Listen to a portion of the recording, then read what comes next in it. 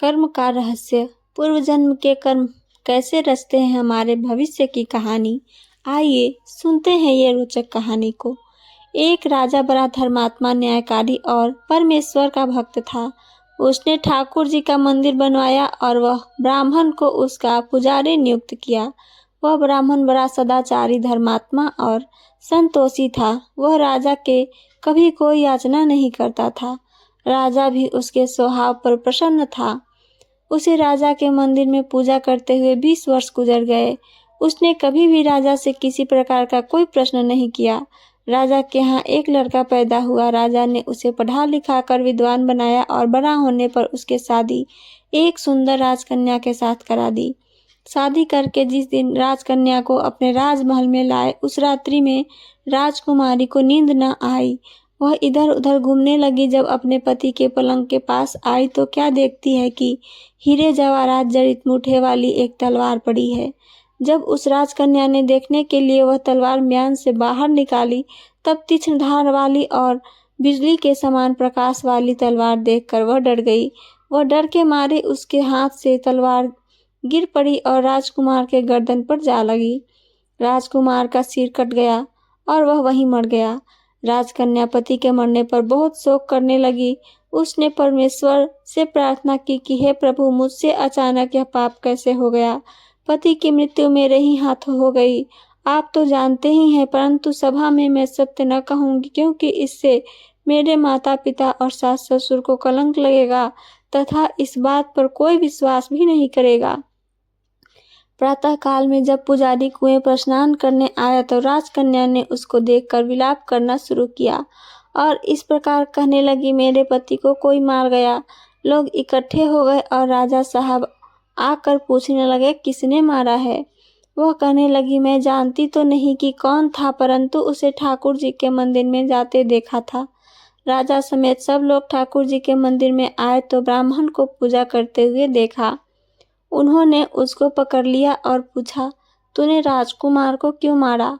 ब्राह्मण ने कहा, मैं राजकुमार को नहीं मारा, मैंने तो उसका राजमहल भी नहीं देखा है।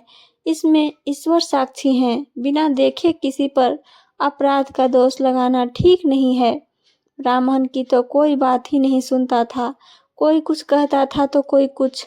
राजा के दिल में बार बार विचार आता था कि यह ब्राह्मण निर्दोष है, परंतु बहुतों के कहने पर राजा ने ब्राह्मण से कहा, मैं तुम्हें प्राण दंड तो नहीं देता, लेकिन जिस हाथ से तुमने मेरे पुत्र को तलवार से मारा है, तेरा वह हाथ काटने का आदेश देता हूँ।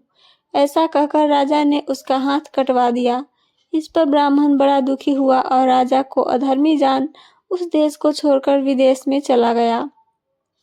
वहां वह खोज करने लगा कि कोई विद्वान ज्योतिषी मिले तो बिना किसी अपराध हाथ कटने का कारण उससे पूछूं।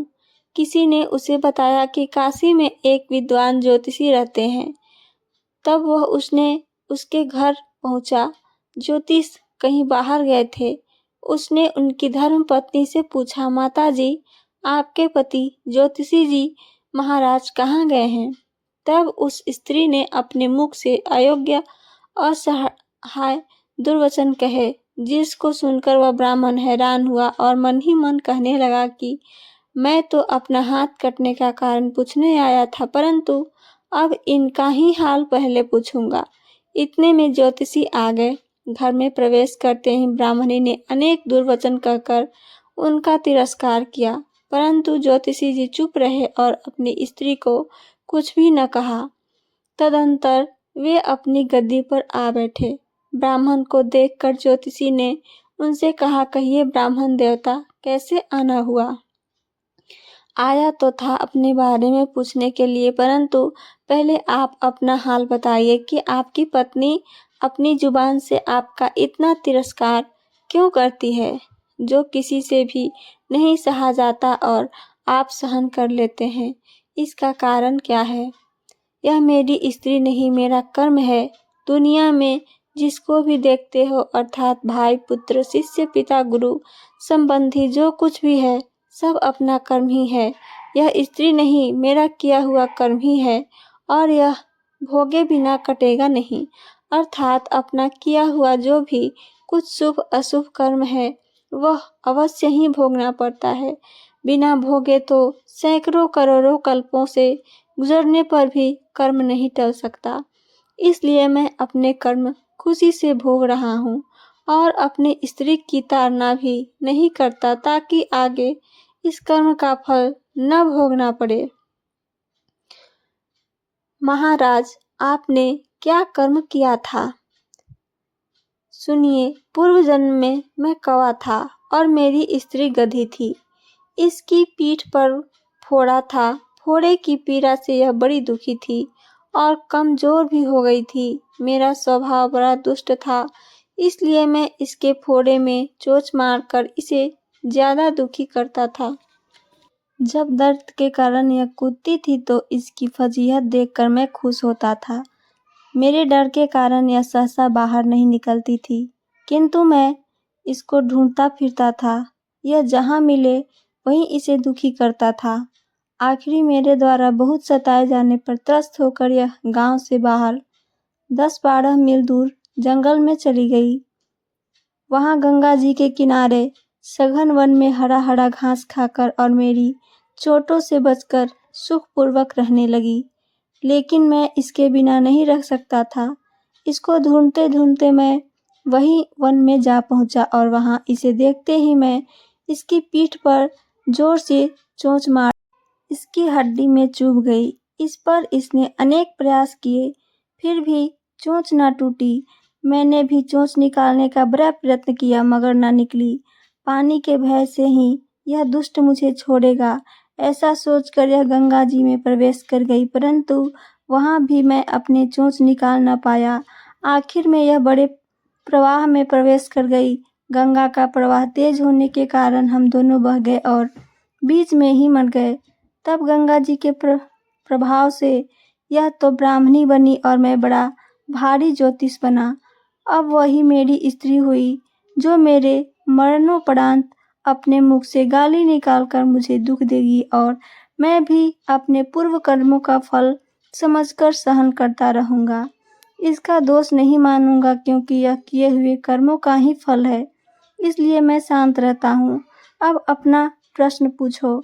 ब्राह्मण ने अपना सब समाचार सुनाया और पूछा, अधर्मी पापी राजा ने मुझ निरपराध का हाथ क्यों कटवाया?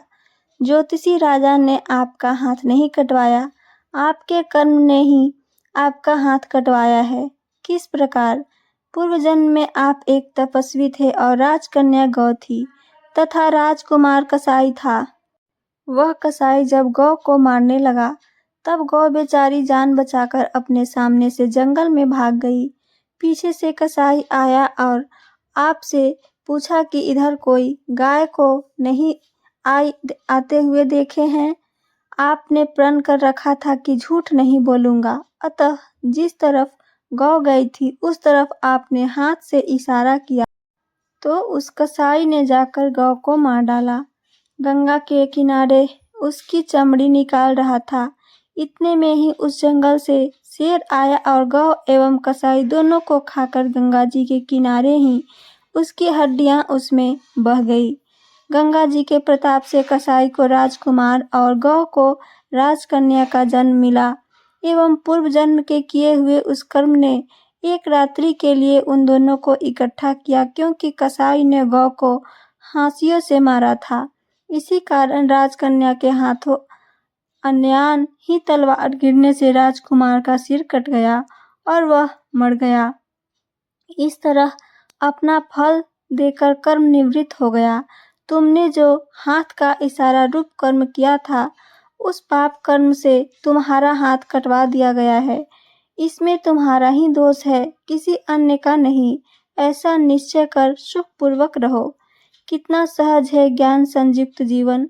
यदि इस कर्म सिद्धांत को मान ले और जान ले तो पूर्वकृत घोर से घोर कर्म का फल भोगते हुए भी हम दुखी नहीं होंगे, बल्कि अपने चित्त को समता बनाए रखने में सफल होंगे।